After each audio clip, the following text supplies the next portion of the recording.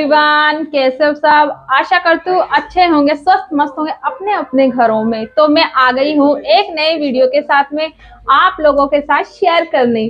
तो मैं आज आप लोगों को बताने वाली हूँ तिरुपति बालाजी के रिलेटिव कि आप वहां तक कैसे जा सकते हैं, ट्रेन से कैसे जा सकते हैं, बस से कैसे जा सकते हैं, आपको वीआईपी टिकट कैसे मिलेगी, नॉर्मल टिकट कैसे मिलेगी, रूम से लेके दर्शन तक का आप लोगों को मैं इस वीडियो में बताने वाली हूँ। और आपको बहुत आसानी होगी जाने में।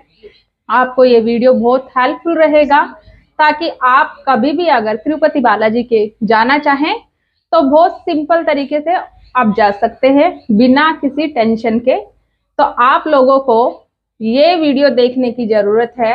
आप लोग जब ये पूरा वीडियो देखेंगे तो आप लोगों को सब कुछ समझ में आ जाएगा कि आप कैसे जा सकते हैं। तो आप लोग ये पूरा वीडियो देखें।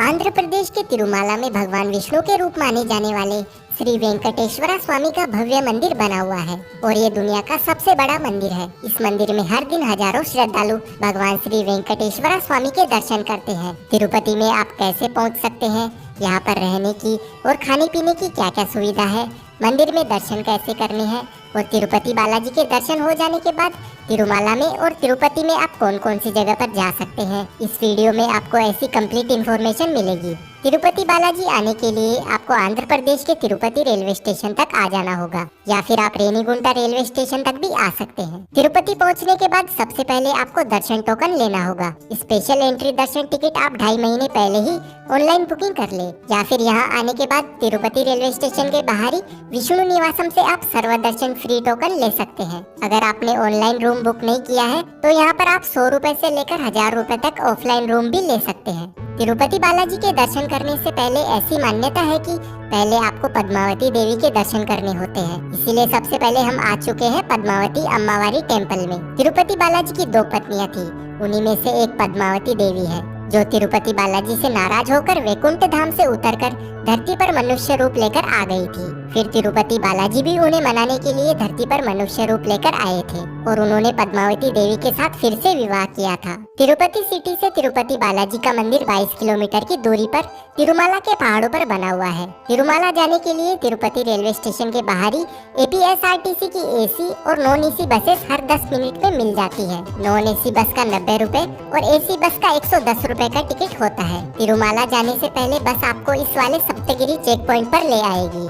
यहाँ पर सभी यात्रियों की चेकिंग की जाती है, लगेज के साथ ही प्राइवेट कार की भी चेकिंग होती है और उसके बाद बस आपको घाट रोड से पहाड़ों के ब्यूटीफुल नज़ारे दिखाते हुए तिरुमाला पर लेकर जाती है। आप चाहो तो तिरुमाला पैदल चलकर भी आ सकते हैं। जहाँ पर सप्तगिरी चेक पॉइंट आता है ना, बस वहाँ से 500 मीटर के डिस्टेंस पर अलीपिरी गेट है। अभी हम अलीपिरी आ गए हैं। यहाँ के लगेज काउंटर्स पर आप अपना लगेज जमा करवा दें। लगेज की स्कैनिंग होके जमा होने के बाद आपको एक टोकन दिया जाता है। यहाँ से हमें 3550 सीढ़ियाँ चढ़कर ऊपर जाना होता है। करीब 9 किलोमीटर का सफर तय करने में हमें 4 से 5 घंटे का टाइम लग जाता है। अगर आपकी कोई मनोकामना है और वो पूरी हो जाती है तब आप चाहो तो अलीपिरी मार्ग से आ सकते हैं। सबसे पहले शुरुआती चढ़ाई में हमें कई सारे मंदिरों के दर्शन करके आगे का रास्ता तय करना होता है और ऐसे ही कई मंदिर आगे आते भी रहते हैं। इस मार्ग पर हमें बीच बीच में कई बड़े बड़े गोपुरम भी देखने को मिलेंगे, जिनमें से मुख्य रूप में राजा गोपुरम, मैसूर गोपुरम और गली गोपुरम शामिल है। कई भक्त हर सीढ़ी को हल्दी और कुमकुम लगाते हैं या फिर कपूर जलाकर आगे बढ़ते हैं और ये भगवान श्रीवारी के प्रति उनका प्यार दर्शाता है। पूरा तिरुपति शेषाचलम के जंगलों से घिरा होने के कारण रास्ते में आपको कई जंगली जानवर भी देखने को मिलेंगे। सीढ़ियों से बिछड़कर 1-1.5 किलोमीटर तक हमें घाट रोड भी चलना होता है। इस रास्ते में आपको तिरुपति से तिरुमाला जाने वाली काफी सारी बसेस नजर आएगी। कुछ देर चलने के बाद हम पहुंच गए मोकालामिट्टू गली गोपुरम तक। ये यहाँ का लास्ट गोपुरम है। अभी हमें 3 किलोमीटर और चलना है और यहाँ से इन 700 दिव्य सीढ़ियों को पार करना होगा, तब जाकर हम तिरुमाला पहुंच पाएंगे। इन दिव्य सीढ़ियों पर कई भक्त घुटनों के बल चढ़ाई करते हैं। इससे आप अंदाजा लगा सकते हैं कि तिरुपति बालाजी के प्रति लोगों की कितनी आस्था जुड़ी हुई है और होनी भी चाहिए। श्री वेंकटेश्वरा स्वामी सबकी इच्छाएं जो पूरी करते हैं। थका देने वाली सीढ़ियां चढ़कर फाइनली हम ऊपर पहुंच जाते हैं। यहाँ से 100 मीटर की दूरी पर बने लगेज काउंटर पर टोकन दिखाकर आप अपना सामान कलेक्ट कर ले। तिरुमाला में आने के बाद जैसे ही आप थोड़ी दूर चलकर आएंगे, आपको भगवान वेंकटेश्वरा स्वामी जी की यह मंत्रमुग्ध कर देने वाली प्रतिमा नजर आएगी। और इस जगह पर सभी भक्तगण श्री वेंकटेश्वरा स्वामी की रेप्लिका मूर्ति के साथ फोटोज क्लिक करते हैं। तिरुमाला में आते ही आपको सबसे पहले एटीसी सर्कल होते हुए आ जाना है सीआरओ ऑफिस में। यहाँ पर आपको लाइन में लगकर आपके रुकने के लिए रूम बुकिंग करना है। तिरुमाला में आपको 50 रुपए से लेकर 1000 रुपए तक एसी नॉन एसी रूम मिल जाएगा। अगर आपने ऑनलाइन रूम बुक किया हुआ है तब भी आपको सीआरओ ऑफिस आकर दिए गए टाइम से पहले रिपोर्ट करना होगा, तभी आपको रूम अलॉट किया जाएगा। अगर आप 1 मिनट भी लेट हो जाते हो तो ऑटोमेटिकली आपकी बुकिंग कैंसिल हो जाएगी। तिरुपति बालाजी के दर्शन करने से पहले मंदिर के पास में बने हुए इस स्वामी पुष्करणी में सभी भक्तगण स्नान करते हैं। उसके बाद श्री वारा स्वामी जी के दर्शन करना भी जरूरी होता है, क्योंकि जब श्री वेंकटेश्वरा स्वामी यहाँ पर आए थे तो रहने के लिए उन्होंने पहले यहाँ के वारा स्वामी जी से परमिशन मांगी थी। बालाजी मंदिर के अंदर बालाजी की जो मूर्ति है वो किसी ने भी नहीं बनाई थी, वो यहाँ पर स्वयं प्रकट हुई थी, इसलिए मूर्ति पर जो बाल है वो असली है। और तिरुपति बालाजी के हृदय में लक्ष्मी माता का निवास है, इसी कारण बालाजी को नारी और पुरुष के रूप में पूजा जाता है और उन्हें वेंकटेश्वरा स्वामी के नाम से जाना जाता है। अगर आप तिरुपति बालाजी के पास में खड़े होकर ध्यान से सुने तो आपको समुद्र की लहरों की आवाज सुनाई देती है। त्योहार या छुट्टियों के समय जब आप दर्शन करने जाते हो तो यहाँ पर आपको दर्शन करने में करीब 10 से 12 घंटे का टाइम लग जाता है। और अगर आपके पास में स्पेशल एंट्री दर्शन टिकट है तो सिर्फ 3 से 4 घंटे में दर्शन हो जाते हैं। भक्तों को दर्शन मिलने के बाद प्रसाद के रूप में स्वादिष्ट लड्डू दिया जाता है। साथ ही मंदिर परिसर में आने वाले सभी भक्तों के लिए ट्रस्ट की ओर से निःशुल्क भोजनालय बनाया गया है। यहाँ पर आपको केले के पत्तों पर भोजन परोसा जाता है और ये खाना बहुत ही ज्यादा स्वादिष्ट होता है। अगर आप तिरुपति बालाजी आते हो, यहाँ का भोजन जरूर ग्रहण करना, बिल्कुल भी मिस मत करना।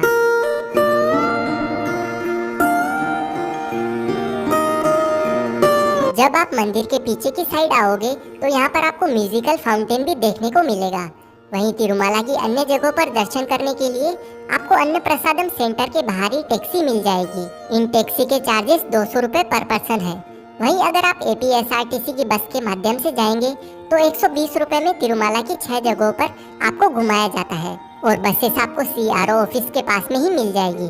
तो सबसे पहले हम आ चुके हैं पाप विनाशम तीर्थम पर। इस जगह पर आने के लिए आपको 5 मिनट सीढ़ियों से चलकर आना होता है और माना जाता है कि इस जगह से जो पानी बहता है वो भगवान विष्णु के चरणों से आता है और यहाँ पर जो स्नान कर लेता है उनके पापों का निवारण हो जाता है। और स्नान करने के बाद सामने ही गंगा देवी मंदिर बना हुआ है, वहाँ पर भी आपको दर्शन करना होता है। तिरुमाला से ये जगह 5 किलोमीटर की दूरी पर है। पाप विनाशम तीर्थम में दर्शन करने के बाद बस आपको आकाश गंगा लेकर आती है और इसी जगह से श्री वेंकटेश्वरा स्वामी का अभिषेक करने के लिए रोज पानी लेकर जाया जाता है। इस जगह पर नंबी नामक आचार्य रहा करते थे और वो बहुत ही दूर से बालाजी का अभिषेक करने के लिए पानी लाया करते थे। पर एक दिन बालाजी ने बालक रूप धारण करके उनसे पानी मांगा, लेकिन आचार्य जी ने उस बालक से कहा कि पानी मैं बहुत दूर से लाया हूँ, ये पानी मैं आपको नहीं दे सकता। तब बालाजी ने तीर चलाकर इस जगह से पानी निकाला और आचार्य जी से कहा कि आप यहाँ का पानी श्री वेंकटेश्वरा स्वामी का अभिषेक करने के लिए इस्तेमाल कर सकते हैं। यहाँ का पानी आप अपने घर के लिए भी लेकर जा सकते हैं। अभी हम आ चुके हैं हमारे तीसरे दर्शनीय स्थल पर। इस जगह का नाम है वेणुगोपाल स्वामी टेम्पल। इस मंदिर में जाने के लिए आपसे 5 रुपए एंट्री फीस के तौर पर लिए जाते हैं। ये जगह वेणुगोपाल स्वामी मंदिर के नाम से बहुत ही फेमस है। ये एक कृष्ण मंदिर है और हाथीराम जी मठ द्वारा संचालित है। वहीं यहाँ पर हाथीराम बाबा की जीवा समाधि है। हाथीराम बाबा जी श्री वेंकटेश्वरा स्वामी के बहुत ही बड़े भक्त थे और राजस्थान के नागौर से आए थे। जब वेंकटेश्वरा स्वामी ने बालक रूप में हाथीराम बाबा जी को दर्शन दिए थे तब सबसे पहले उन्होंने श्री वेंकटेश्वरा स्वामी को बालाजी कहकर पुकारा था और हाथीराम बाबा जी के साथ श्री वेंकटेश्वरा स्वामी रोज आकर चौपड़ पासा खेलते थे, जिसे डाइस बोला जाता है। अभी हम आ चुके हैं श्रीवारी पदुलू के दर्शन करने के लिए। श्रीवारी पदुलू का अर्थ है भगवान तिरुपति बालाजी की चरण पादुका। जब श्री वेंकटेश्वरा स्वामी मनुष्य रूप धारण करके धरती लोक पर आए थे तो उन्होंने 7 पहाड़ियों में से नारायणगिरी यानी कि इस जगह पर सबसे पहले अपने चरण रखे थे। यहाँ पर आने के लिए आपको 250 सीढ़ियाँ चढ़कर ऊपर आना होता है। चरण पादुका के साथ ही यहाँ पर आपको बहुत ही ब्यूटीफुल नेचर के नज़ारे भी देखने को मिलेंगे।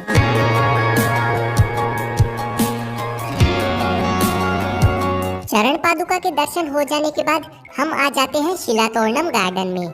ये एक बहुत ही ब्यूटीफुल गार्डन है और यहाँ पर आपको नेचुरल पत्थरों से जुड़ा हुआ आर्च भी देखने को मिलता है, जो कि बहुत ही अद्भुत और मिस्टीरियस है। इस गार्डन में आपको पीकॉक, हंस और कई तरह के फ्रूट्स भी दिखाई देंगे। शिलातोरणम गार्डन घूमने के बाद थोड़ा सा आगे बढ़ते ही सीढ़ियों से होकर 2 मिनट चलने के बाद आपको ये वाला तीर्थ नजर आएगा। इसी जगह पर भगवान विष्णु का सुदर्शन चक्र गिरा था और उस कारण से यहाँ पर तीर्थ उत्पन्न हुआ था और इसीलिए इस जगह को चक्र तीर्थम कहा जाता है। और इसी जगह से 2 मिनट की दूरी पर एक और प्राचीन मंदिर बना हुआ है और साथ ही यहाँ पर एक छोटा सा वाटरफॉल भी है। अभी हम जा रहे हैं जापाली हनुमान टेम्पल में। जब आप टैक्सी के माध्यम से तिरुमाला घूमने का पैकेज लेंगे तो उसमें सिर्फ 6 प्लेसेस ही आपको विजिट करवाई जाएगी। इसलिए जापाली हनुमान टेम्पल में आने के लिए आपको अलग से आना पड़ेगा, लेकिन आप बस के थ्रू आते हैं तो जापाली हनुमान टेम्पल इंक्लूड होता है। तिरुमाला से यह जगह 7 किलोमीटर दूर है और आधे घंटे की सीढ़ियां चढ़कर आपको जाना होता है। कहते हैं कि इस मंदिर में हनुमान जी की स्वयंभू मूर्ति है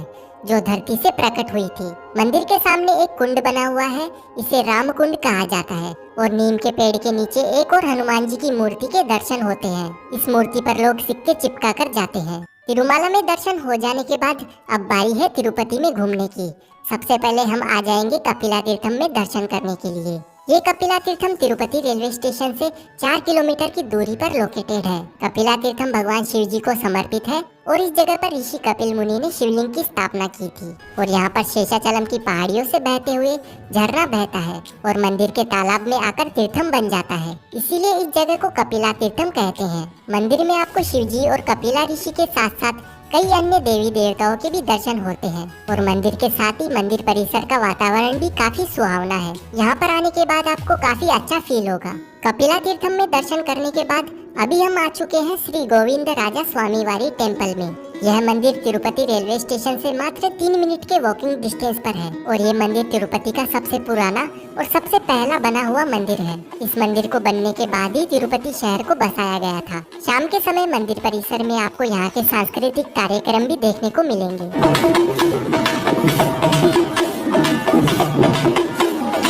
अभी हम आ चुके हैं श्री वेंकटेश्वरा जूलॉजिकल पार्क में। ये पार्क तिरुपति से 8 किलोमीटर की दूरी पर लोकेटेड है और इस पार्क को घूमने के लिए 60 रुपए पर पर्सन एंट्री फीस ली जाती है और ये पूरा पार्क घूमने में आपको 2 से 3 घंटे का टाइम लग जाता है। और इस जूलॉजिकल पार्क के अंदर एनिमल सफारी भी करवाई जाती है। इसके लिए आपको अलग से 50 रुपए पर पर्सन देना होता है और ये सफारी आपको लायन, टाइगर, लेपर्ड और इस तरह के बहुत सारे एनिमल्स एकदम नजदीक से दिखाती है।